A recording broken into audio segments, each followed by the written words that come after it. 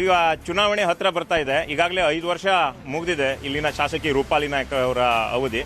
ಕಾರವಾರ ಅಂಕೋಲಾ ಕ್ಷೇತ್ರವನ್ನು ತೆಗೆದುಕೊಂಡ್ರೆ ಇಲ್ಲಿ ಅಭಿವೃದ್ಧಿ ಆಗಿದೆಯಾ ಅಥವಾ ಅಭಿವೃದ್ಧಿ ಆಗಬೇಕಾದದ್ದು ಇನ್ನೇನಿದೆ ಕಾರ್ಯಕ್ರಮಗಳು? 5 ವರ್ಷದ ಹಿಂದೆ ಹೇಗಿತ್ತು ಕಾರವಾರ ಹಾಗೇ ಇದೆ. ಅಭಿವೃದ್ಧಿ ಅಂದರೆ ಏನು?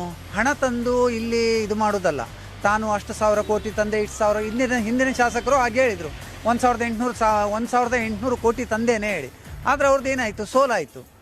ಅಭಿವೃದ್ಧಿ ಅಂದರೆ ಅದಲ್ಲ. ಪ್ರತಿಯೊಂದು ಏನು ಪ್ರಜೆ ಇರ್ತಾನೆ ಇಲ್ಲಿ ನಾಗರಿಕ, ಅವನಿಗೆ ಅವರು ಹತ್ತಿರದಲ್ಲಿ ಇರಬೇಕು. ಅವನ ಕಷ್ಟ ಸುಖ ಏನು ಹೇಳಿ ನೋಡುವಂಥದ್ದು ನಮಗೆ ಬೇಕು MLA ಹೊರತು ಹಣ ತಂದು ಅಭಿವೃದ್ಧಿ ಮಾಡ್ತೇನೆ ಹೇಳುವಂಥ MLA ನಮಗೆ ಬೇಡ. ಅವರಿಗೆ ಜನರ ಬಗ್ಗೆ ಒಂಚೂರು ಇದೇ ಇಲ್ಲ, ಕಾಳಜಿನೇ ಇಲ್ಲ. ಡೈರೆಕ್ಟಾಗಿ ಹೇಳಬೇಕಂತ ಹೇಳಿದ್ರೆ ಮನೆಗೆ ಹೋದರೆ ಸಿಗೋದಿಲ್ಲ, 15 ದಿವಸ ಸಿಗೋದಿಲ್ಲ. ಈಗ ಹೋದ ಸಲ 5 ವರ್ಷದ ಹಿಂದೆ ಇವರು ಹೇಳಿದರು ಕೋಣೆ ನಾಲನ ನಮಾಮಿ ಗಂಗೆ ಇದರಲ್ಲಿ ತಾನು ಇದು ಮಾಡ್ತೇನೆ ಅಂತೇಳಿ. ಕೋಣೆ ನಾಲ್ದಾಗೆ ಇದೆ. ಎಷ್ಟು ವರ್ಷದಿಂದ ಹೇಗಿತ್ತೋ ಹಾಗೇ ಇದೆ ಹೊರತು ಮತ್ತೊಂದಿಷ್ಟು ಗಲೀಜೆ ಆಗಿದೆ. ಕೋಣೆ ನಾಲ ಏನು ಸುಧಾರಿಸ್ತಿಲ್ಲ. ಈಗ ಹಿಂದಿನವರು ಶಾಸಕರು ಏನು ಹೇಳ್ತಾರೆ, ನಾವು ಇಷ್ಟು ಅಭಿವೃದ್ಧಿ ಮಾಡಿದ್ವಿ. ಅಭಿವೃದ್ಧಿ ಮಾಡೋದು ಅದೇ ಅವ್ರ ಸ್ವಾರ್ಥ ಸಲುವಾಗಿ ಮಾಡೋದು ಹೊರತು ಜನರ ಸಲುವಾಗಿ ಅಲ್ಲ. ಯಾಕಂದರೆ ನಾವು ಈ ಪ್ರತಿಯೊಂದು ವಿಷಯಕ್ಕೂ ಒಂದು ಮೆಡಿಸಿನ್ ಮಾಡಬೇಕಂದ್ರೆ ಬೆಂಗಳೂರು ಕಡೆ ಹೊರಬೇಕು ಹೊರತು ಕಾರವಾರ ನಮ್ಮ ಇದರಲ್ಲಿ ವೈದ್ಯಕೀಯ ಕಾಲೇಜಲ್ಲಿ ಆಗುವುದೇ ಇಲ್ಲ. ಸರಿ ಅಡ್ಮಿಟ್ ಮಾಡ್ತಾರೆ, ಆಮೇಲೆ ಮಂಗಳೂರು ಹೋಗಿ ಇಲ್ಲಾರ ಗೋವಾ ಹೋಗಿ ಹೇಳ್ತಾರೆ. ಅದು ಮತ್ತು ಇವರು ಡಾಕ್ಟ್ರಿಗೆ ಕಲ್ತ್ಕೊಂಡು ಬಂದಿದ್ದು ಏನು ಮಾಡಿದ್ದಾರೆ? ಉದ್ಧಾರ ಮಾಡಿದ್ದಾರೆ. ಬೆಂಗಳೂರಲ್ಲಿ ಮಾಡೋದು ಡಾಕ್ಟ್ರು ಅದೇನೋ, ಮತ್ತು ನೀವು ಮಾಡೋ ಡಾಕ್ಟ್ರು ಅದೇ ಅಲ್ವಾ? ಇಬ್ಬರು ಡಾಕ್ಟ್ರು ಒಂದೇ ಕ್ಯಾಟಗರಿ ಅಲ್ವಾ? ಅವರು MD ಇವರು MD. ನೀವ್ಯಾಕೆ ಮಾಡೋದಿಲ್ಲ ಅದು ಕೆಲಸ? ನೀವ್ಯಾಕೆ ಹೊರಗಡೆ ಕಳಿಸ್ಕೊಡ್ತೀರಿ? ನಾವು ಹೇಳೋದೇನಂತ ನೋಡಿ, ಕಾರವಾರ ಸಮಸ್ಯೆ KSRTC ಬಸ್, ಹಳೆ ಬಸ್ಸುಗಳು, ಇನ್ನೂ ಹಳೆ ಬಸ್ಸುಗಳು ಓಡಾಡ್ತಾ ಇದ್ದಾವೆ. ಬಸ್ಗಳಲ್ಲಿ ಅರ್ಧಕ್ಕರ್ಧ ಬಸ್ ನಿಂತಿದ್ದಾವೆ. ಅದು ಆ ಬಸ್ ಬಂದು ಈ ಬಸ್ಸು ಡ್ರೈವರಿಗೆ ಕೇಳಿದ್ರೆ ಬಸ್ಸೇ ಸರಿ ಇಲ್ಲ, ನಾವು ಗಾಡಿ ಹೆಂಗೆ ಓಡಿಸೋದು ಕೇಳ್ತಾರೆ.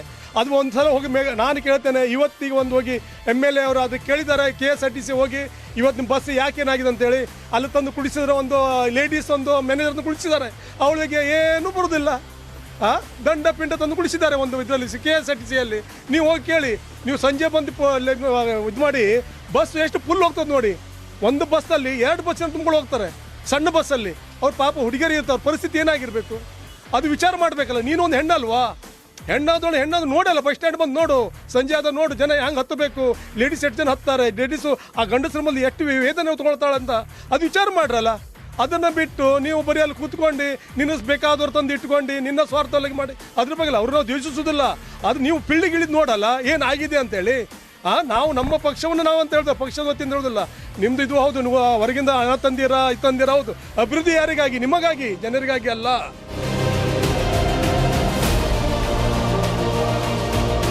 ಸರ್, ಹೆಂಗಿದೆ ಅಭಿವೃದ್ಧಿ ಕಾರ್ಯ? ಭಾರಿ ಒಳ್ಳೆ ರೀತಿಯಲ್ಲಿ ಮಾಡ್ತಾ ಇದ್ದಾರೆ. ಮತ್ತು ಹಳ್ಳಿ ಕಡೆ ಎಲ್ಲ ಭಾರಿ ಚೆನ್ನಾಗಿ ರೋಡ್, ಚಿಕ್ಕ ಪುಟ್ಟ ರೋಡ್ ಸೈಡು ಎಲ್ಲ ಕಡೆ ಮಾಡಿದೆ. ಅವರ್ಸ ಮತ್ತು ಗ್ರಾಮೀಣ ಭಾಗದಲ್ಲಿ ಸಕಲ್ ಬ್ಯಾಣು ಅವರ್ಸ ಮತ್ತು ಈ ಕಡೆ ಎಲ್ಲ ಕಡೆನೂ ಮಾಡಿದ್ದಾರೆ. ಸಾಸಿವೆ ಕಾಳಿನಷ್ಟು ಅಭಿವೃದ್ಧಿ ಆಗ್ತಾ ಇಲ್ಲ. ಮುಖನೇ ತೋರಿಸಿಲ್ಲ. ಮೊನ್ನೆ ಜಾತ್ರೆಗೆ ಒಂದಿನ ಬಂದು ಮುಖ ತೋರಿಸಿ ಹೋಗಿದ್ದಾರೆ. ಯಾವುದೇ ರೀತಿ ಅಭಿವೃದ್ಧಿ ಆಗಲಿ, ಜನ ಸಾಯ್ತಾ ಇದ್ದಾರೋ ಬದುಕ್ತಾ ಇದ್ದಾರೋ ಒಂಚೂರು ಕಣ್ಣೆತ್ತಿ ನೋಡಿಲ್ಲ ಇನ್ನೂವರೆಗೆ. ಇದೇ ಥರ ಮಾಡಿದರೆ ಹೇಗೆ ನಾವು ಅವ್ರಿಗೆ ಇಲೆಕ್ಷನಲ್ಲಿ ವೋಟ್ ಹಾಕಬೇಕು? ಇಲ್ಲಿ 3 ಸಮಾಜದವರು ಇದ್ದಾರೆ, ಹೊರತು ಬೇರೆ ಅನ್ಯ ಧರ್ಮದವರು ಇದ್ದಾರೆ. ಅದು ಒಂದು ಚೂರು ಅವರಿಂದ ಯಾವುದೇ ರೀತಿಯ ಹೆಲ್ಪ್ ಆಗಿಲ್ಲ ಇನ್ನೂವರೆಗೆ. ಮೀನುಗಾರ ಸಮಾಜದವರಿಗೂ ಕೇಳ್ಬೋದು. ಬಟ್ ಕೆಲವೊಂದು MLAಗಳು ಸ್ವಲ್ಪ ಸ್ಪಂದಿಸ್ತಾ ಇದ್ದಾರೆ ಈ ಇದರಲ್ಲಿ. ಕೊರೋನಾ ಟೈಮಲ್ಲಿ ಫಸ್ಟ್ ಟೈಮ್ MLA ನಮ್ಮ ಬೈತ್ಕೋಲದಲ್ಲಿ ಬಂದಾಗ ನಾವು ಎಲ್ಲ ಸ್ಥಳೀಯರು ಸೇರಿ ಶಾಸಕಿ ಹತ್ರ ಹೋಗಿದ್ದೆ. ಅವರು ಒಂದೇ ಯಾವಾಗಲೂ ಪ್ರತಿ ಒಂದು ಬಾರಿಗೆ ಅವರು ಒಂದೇ ಮಾತು, ಬೈತ್ಕೋಲ್ ಆಲ್ರೆಡಿ ಖಾಲಿಯಾಗಿದೆಯಲ್ಲ, ಇದು ಎಂಥ ಪ್ರಶ್ನೆ? ನಾವು ಇಲ್ಲಿ ಉಳಿಬೇಕೇನಿಲ್ಲ. ಯಾವತ್ತು ತನಕ ಈ ನಮ್ಮ ಭೂದೇವಿ ತಾಯಿ ಇದೆ ಆವತ್ತು ತನಕ ಮೀನುಗಾರ ಅಂತಲ್ಲ, ಎಲ್ಲ ಸಮಾಜದವರು ನಾವು ಇಲ್ಲೇ ಇರಬೇಕು. ಮತ್ತು ಶಾಸಕಿಯಿಂದ ನಮ್ಗೆ ಇನ್ನೂ ತನಕ ಯಾವುದು ಒಂದು ಹೆಲ್ಪ್ ಆಗಲಿಲ್ಲ, ಮತ್ತು ನನ್ನ ಲೆಕ್ಕದಲ್ಲಿ ಆಗುವುದಿಲ್ಲ. ಮತ್ತು ನಾವು ಅವರಿಗೆ ಈ ಸಲ ವೋಟ್ ಹಾಕೋದಿಲ್ಲ. ಯಾಕಂದರೆ ಈಗ ಮಾಜಿ MLA ನಮ್ಗೆ ಭಾಳ ಅವರು ಒಂದು ಸಪೋರ್ಟನ್ನು ನೀಡ್ತಾ ಇದ್ದಾರೆ. ಸುಮಾರು 40 ವರ್ಷದಿಂದ ನಾವು ಕಷ್ಟವನ್ನು ಅನುಭವಿಸ್ತಾ ಇದ್ದೀವಿ. ಯಾಕಂತೇಳಿದರೆ ಇದೊಂದು ಬಂದರು ಪ್ರದೇಶಕ್ಕೆ ಅಕ್ವೈರ್ ಆಗಿರೋಂತಹ ಲ್ಯಾಂಡು. ಸೊ ಇಲ್ಲಿ ಅಭಿವೃದ್ಧಿ ಇರಲಿ, ಇಲ್ಲಿ ನಮಗೆ ಹಕ್ಕೇ ಇಲ್ಲ. ಅಂದರೆ ನಾವು ಎಲೆಕ್ಷನ್ದಲ್ಲಿ ವೋಟ್ ಹಾಕ್ತೀವಿ ಅಷ್ಟೇ.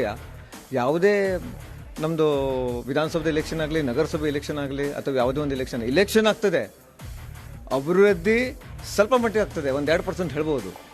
ಆದರೆ ನಮ್ಮ ಜನರಿಗೆ ಏನು ನಮ್ಮ ಸಮಸ್ಯೆ 40 ವರ್ಷದಿಂದ ನಾವೇನು ಕಷ್ಟ ಅನುಭವಿಸ್ತಾ ಇದ್ದೀವೋ ಇಲ್ಲಿ ಊರಲ್ಲಿ, ಅದು ಬಗೆಹರಿಸ್ತಾ ಇಲ್ಲ.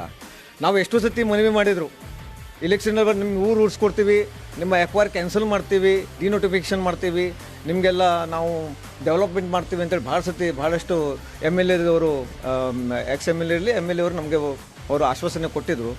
ಆದರೆ ಇನ್ನೂ ತನಕ ಯಾವುದೇ ಆಶ್ವಾಸನೆ ಇರಲಿಲ್ಲ. ಈಗಲೂ ಸಹ ನಾನು ಹೇಳ್ತಾ ಇದ್ದೇನೆ, ಈ ಸತಿಗೆ ಇಲೆಕ್ಷನ್ದಲ್ಲಿ ನಿಲ್ಲಬೇಕಂತ ಹೇಳಿದ್ರೆ ಯಾರಾದರೂ ನಿಲ್ಲಿಕ್ಕೆ ನಮ್ಮ ಹತ್ರ ಬಂದರೆ ಓಟ್ ಕೇಳಲಿಕ್ಕೆ ನಾವು ಇಷ್ಟ ಇದೆ. ಬಹಿರಂಗ ಸಭೆ ಮಾಡಿ ಎಲ್ಲಿ ಬೆತ್ಕೂಲೂರಲ್ಲಿ ಊರು ಬರೋರಿಗೆ ಹೇಳಿ, ನಮ್ಮ ಊರನ್ನು ನಾವು ತೆಗಿಲಿಕ್ಕೆ ಕೊಡೋದಿಲ್ಲ, ನಮ್ಮ ಜೊತೆಗೆ ನಾವು ಇರ್ತೀವಿ ಅಂತ ಬರೆದುಕೊಳ್ಳಿ, ಅವರು ಬರೆದುಕೊಳ್ಳಿ.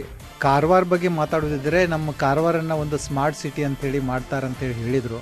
ಅದರ ಸಲುವಾಗಿ ಮೀಟಿಂಗ್ಸು ಕೂಡ ಆಯಿತು.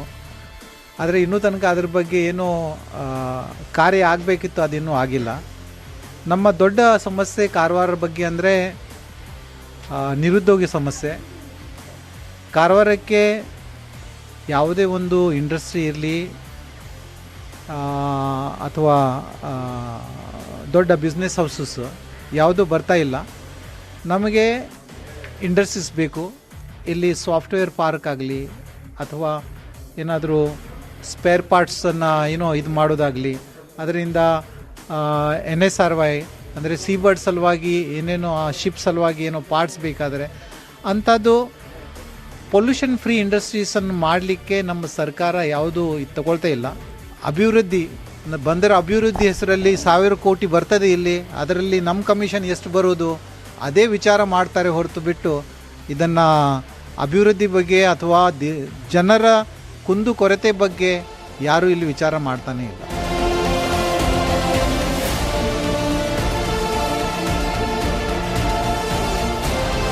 ಇನ್ನೊಂದು 2 ತಿಂಗಳ ಚುನಾವಣೆ ಬರ್ತದೆ. ಈಗ 5 ವರ್ಷ ಆಗಿದೆ. ನಿಮ್ಮ ನಿರೀಕ್ಷೆಗೆ ತಕ್ಕಂತೆ ಅಭಿವೃದ್ಧಿ ಆಗಿದೆ ಇಲ್ಲಿ? ಆಗಲಿಲ್ಲ.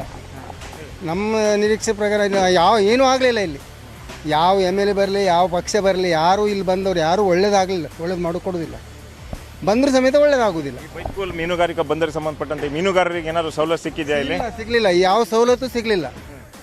ಯಾವ ಸವಲತ್ತು ಸಹ ಇಲ್ಲಿ ಆಗಲಿಲ್ಲ ಮೀನುಗಾರಿಕೆಗೆ. ಉತ್ತರ ಕನ್ನಡ ಜಿಲ್ಲೆಯ ಮತ್ತೊಂದು ಕ್ಷೇತ್ರದ ಜನ ಮನ ಮತ ಕಾರ್ಯಕ್ರಮದೊಂದಿಗೆ ಮತ್ತೆ ನಿಮಗೆ ಸಿಗ್ತೀನಿ. ಅಲ್ಲಿ ತನಕ ನೋಡ್ತಾ ಇರಿ News 18 ಕನ್ನಡ. ಜಾಲ ನಮ್ಮದು, ಬಲ ನಿಮ್ಮದು.